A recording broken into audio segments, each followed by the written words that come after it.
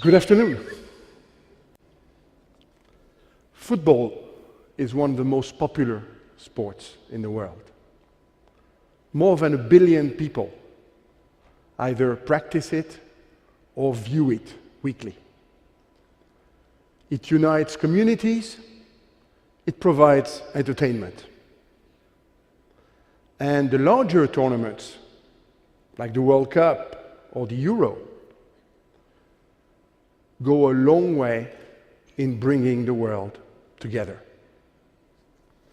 In Europe alone, 34 million people go kicking about on the pitches at least twice weekly. There are countless TV programs, thousands of newspaper back pages, websites, radio shows, all dedicated to football. So there is no doubt that football's reach is powerful. It is for this reason that football has started to address some of the larger responsibilities that come together with popularity. Football is a mirror of the society in which it thrives. It is neither better nor worse than that society, but it tends to amplify its tensions, its crises, its contradictions, and cleavages. In the 1970s, a British anthropologist, Desmond Morris, described what the British called the beautiful game as a tribal affair with all the trappings and paraphernalia of medieval warfare. There was a time when hooligans would fight in the street, leaving casualties and unfortunately also fatalities on the sidewalks in front of the stadiums.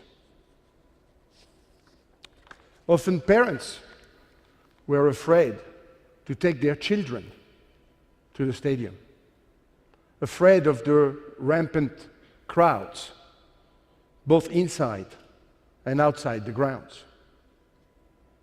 It was also a time when non-white players were pelted with bananas in English football grounds. Brendan Bedson, those who are interested in football may know him. He played for West Bromwich and Arsenal in the 1970s. He described to me what it was like to be a black footballer in those years.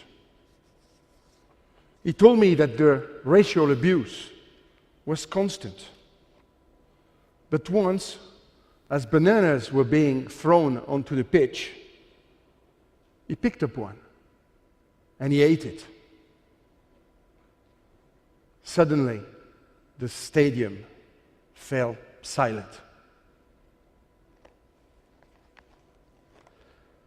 Football shows a remarkable capacity to mobilize even the most skeptical, hardened, and cynical elements in society. But as I said, football is no better than society. It reflects society's prejudices and violence.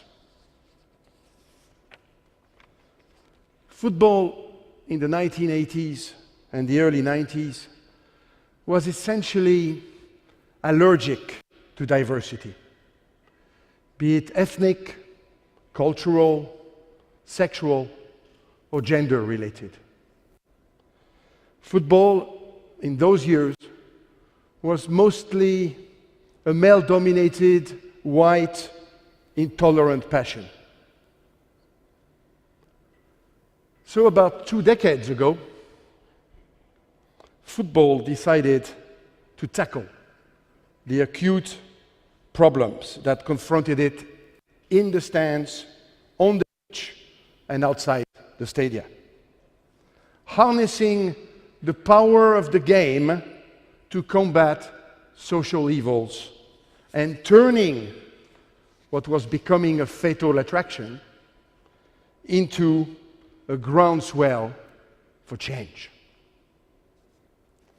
UEFA, my organization, decided to put an end to the disgraceful mix of prejudice and violence by implementing a zero-tolerance policy towards racism and violence.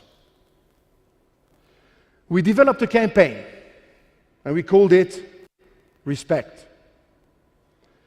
Respect the rules, respect your opponent, respect your own body.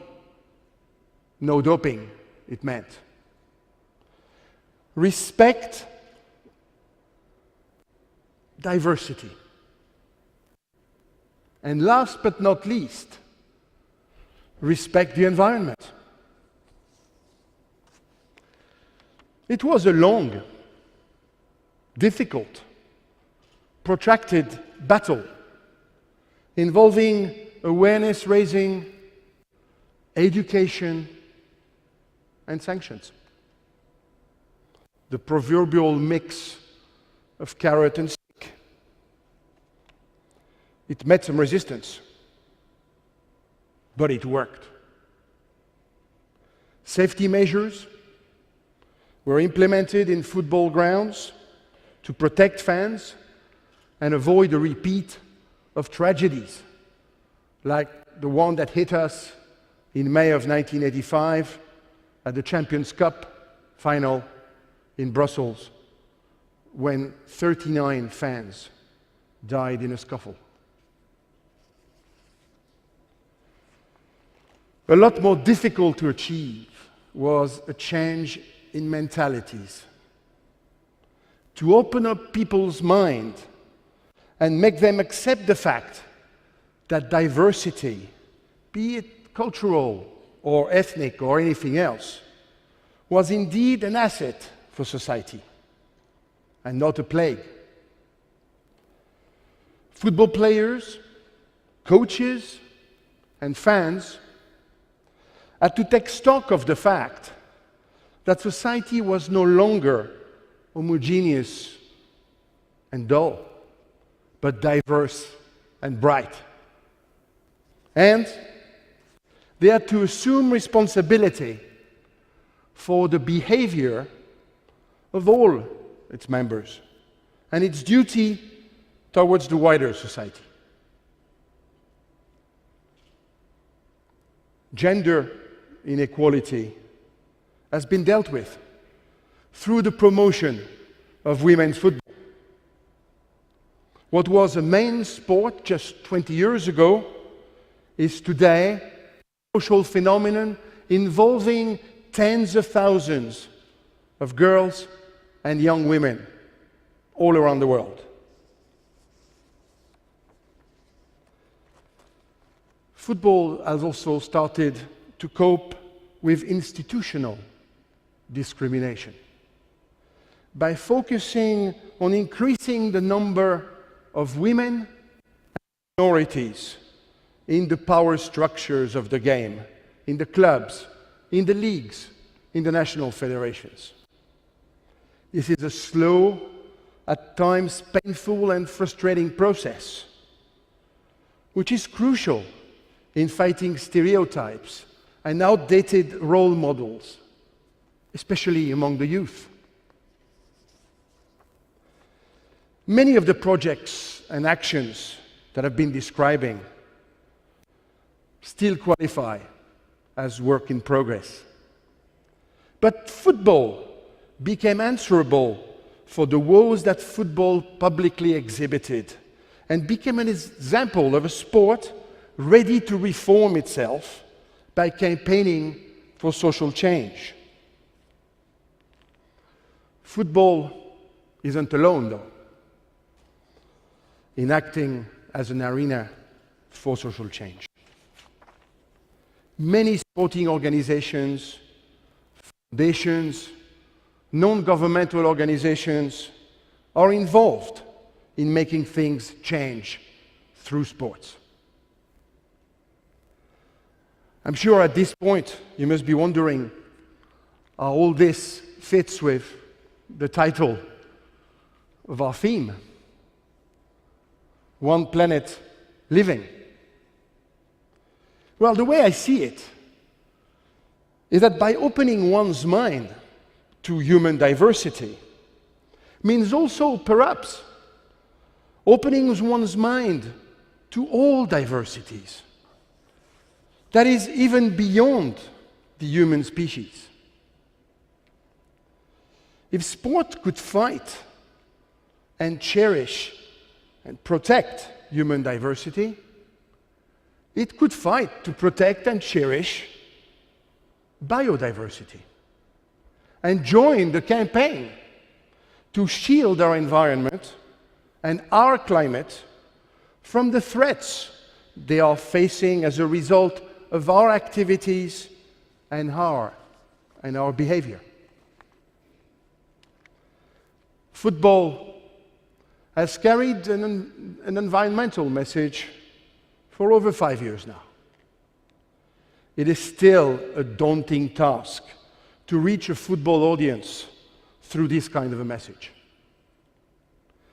Football has the power to reach and touch a young, diverse, urban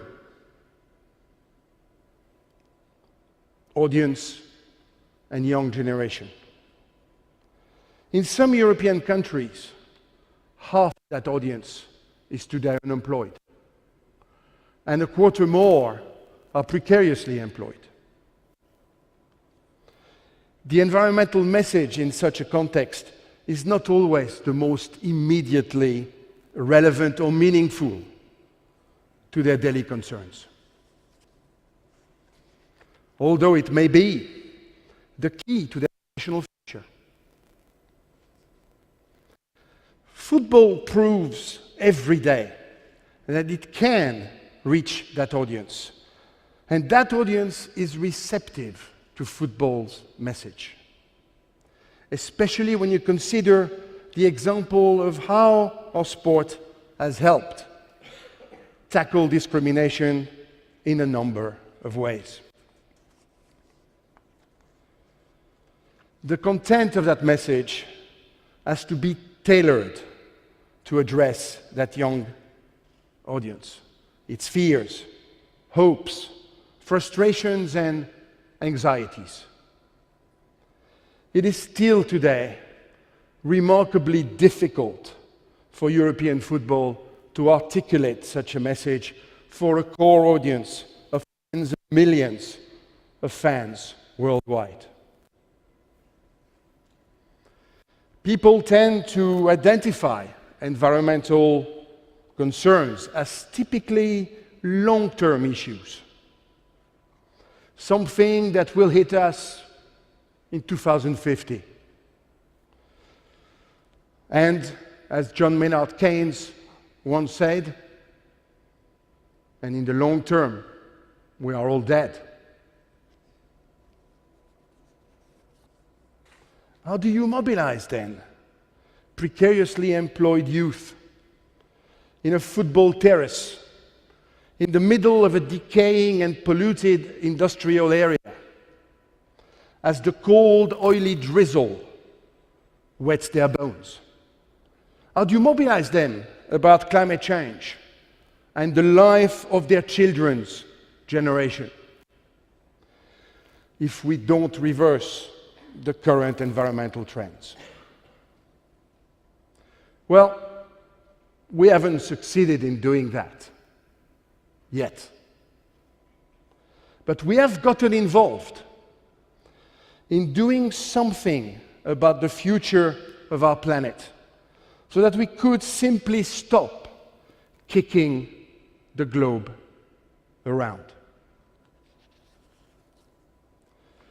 Football and the wider network of sports, because of its wide appeal, because of its particular sociology, are uniquely placed to start, kicking, no pun intended, many social and environmental evils, to begin new initiatives. And that is also to hold these initiatives out of their intellectual ghettos and throw them wide open for society to deal with them. I find football as an agent for change an attractive proposition, albeit perhaps as an agent provocateur. Thank you. Shukran.